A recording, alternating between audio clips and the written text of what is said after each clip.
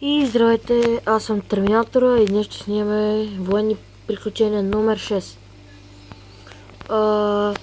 Ще снимам как се бия в Лара днес. Той ще започне след 6 минути. И ще видим някой как напада. Да ви кажа, че ще качвам днес клип на Гарио. Графикът на снимането на клип е: снимам го в 8 и се качва към 9 и нещо. Гаро ще го снимам към 6 и сигурно ще е готов към 7:30 някъде. Това ще ми е графика за всеки ден. И за сега това в Лара ще се бием срещу Компагин Орчи. Добре.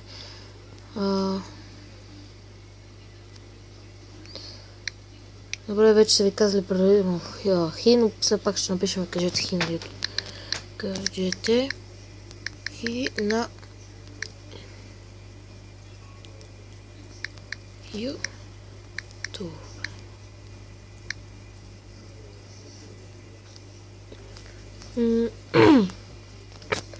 Влизайте в клана, ако не сте ме гледали. И сега за първи път. Влезте в клана, хубав е, много е силен. 45 от 50. Имаме загуби, но това е защото някои хора не атакват и нямат хубави атаки. Не знам как да атакват и заради това. Но иначе, ако знаем всички, ако всички атакуваме хубаво, както си трябва, ще биеме всеки лар. Но не всеки атакува както си трябва. Затова сега спираме клипа и след малко се връщаме, когато започне Лара. И здравейте пак. Днеска сега ще ви покажа как ми бяха зелена една звезда с 78%. 31 арчер, 21 гиганта, 1 хелър, Lighting Spells на 4 левел 2 и от клана на 4 левел арчери. Нека да ви покажем. Казаха ви хай. Отново. Ето изкарвам и клана. Доста трудно успя да го свали дракона. Свали мортара на 4 левел.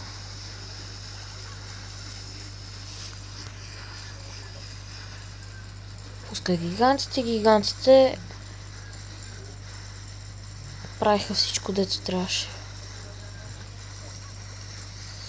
Но един хелър на първи левел не знам как може да апгрейдва, да хелтва толкова много. Не му е стигнало времето. Затова не е успял да ме вземе на 3, иначе щял да ме вземе.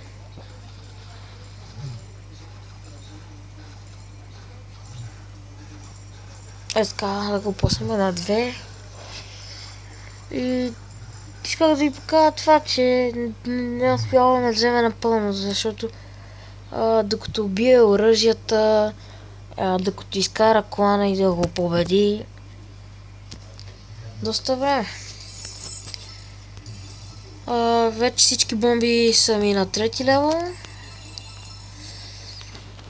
Мортаре ще ми става на 4 левел. Може да го буснем. Така. Пишете в коментарите дали искам да показвам базите на хората в клана. Ако искате.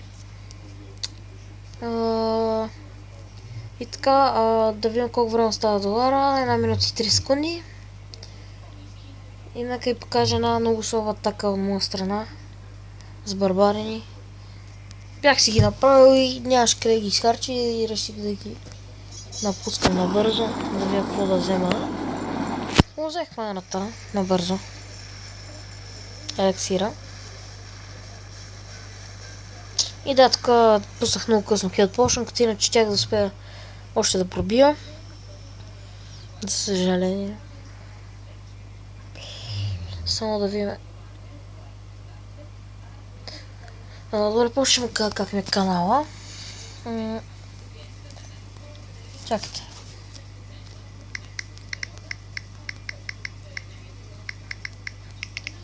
Добре, ще му кажем направо.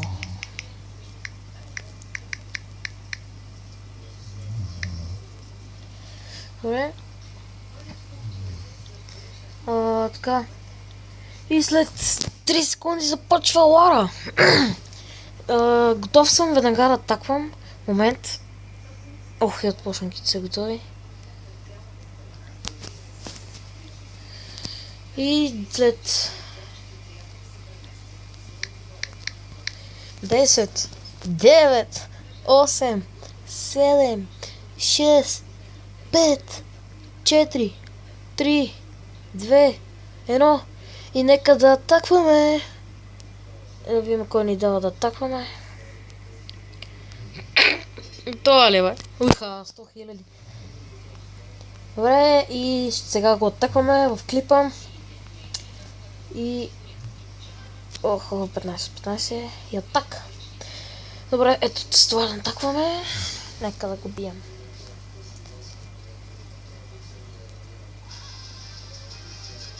Уха, арчери, уизове, мразави. И сега, след като го бият.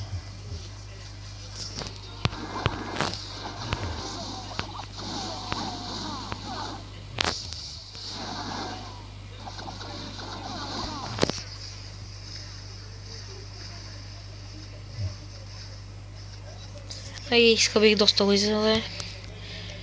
Но нека да атакваме.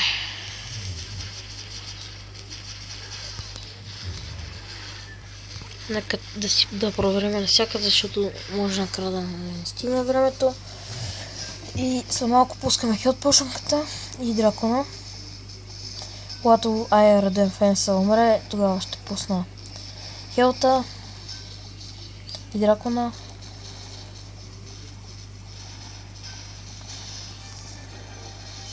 О, не, прецаках се. Не трябваше да пускам там хелтката. Фак.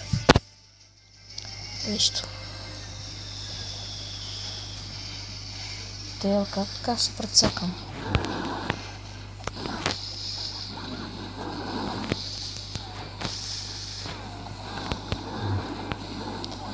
Пускаме уизовете, защото знам, че може би ще успеят. Добре. Ако биеме Wizard Tower е добре, но гигантите ще да нападат на там. Добре, има шанс да то да не го вземе на 3 звезди, но има и шанс да го вземе.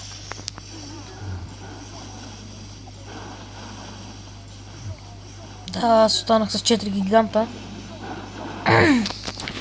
Няма да успея. Тази гиганти да бия останалото. Wizard чупи оградата. Другия взима останалите неща. Бараката ми... едната ми барака скоро става на... скоро става на 8 левел. И ще имам хелари. Тева останах с 2, дракони това. Няма да успеем на 3. Ако вземе... Всъщност имам шанс. На 2 го взема с... То са вече... Добре, сега вече имаме шанс.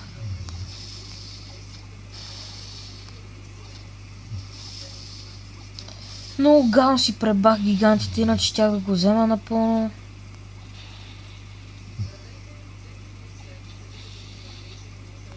Добре, се надяваме за 3 секунди ще успеем да го биеме. Защо не е драко на 3 левел сега? Хайде. Добре, хора, стискате палци.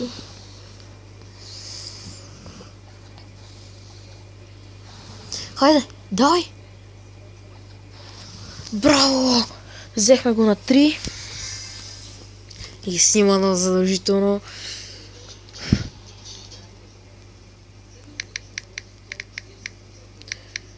Да, виждате от три атаки имаме.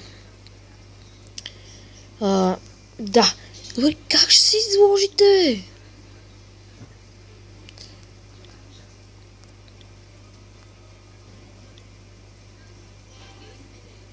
Това е смутано.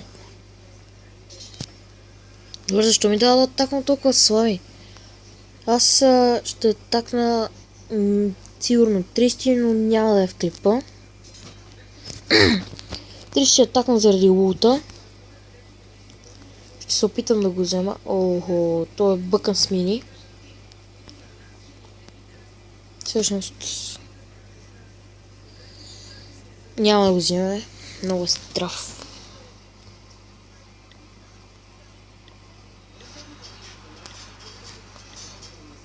И гледаме Митю Крика.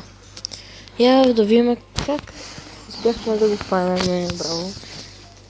Мито напада с 9 дракона. 2 хилт пошенка на 4 и една рейдж пошенка на 0. Не.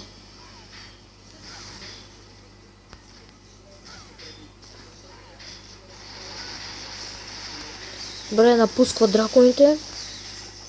Драконите навлизат злобно. Хайде, рейдж пошенката да не се...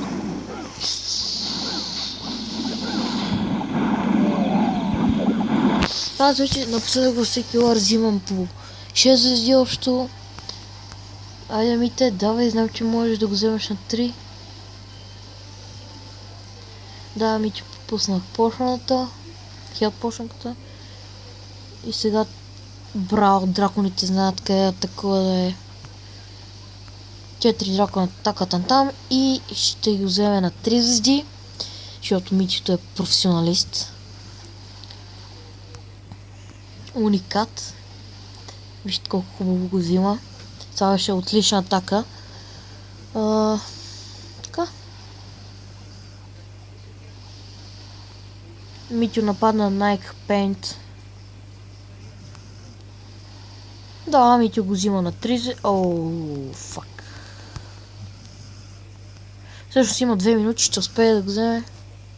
Няма, добре, че не се е забавил много. Взима го. И са му останали...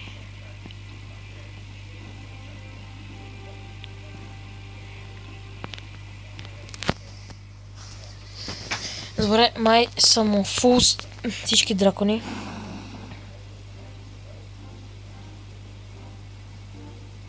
Да, нито един дракон не му е умрял. Вау!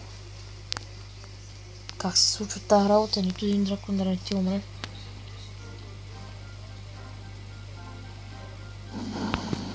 Да, и... да, взе го. Браво. Браво на Митю. Извинете ме, но нямам много батерия.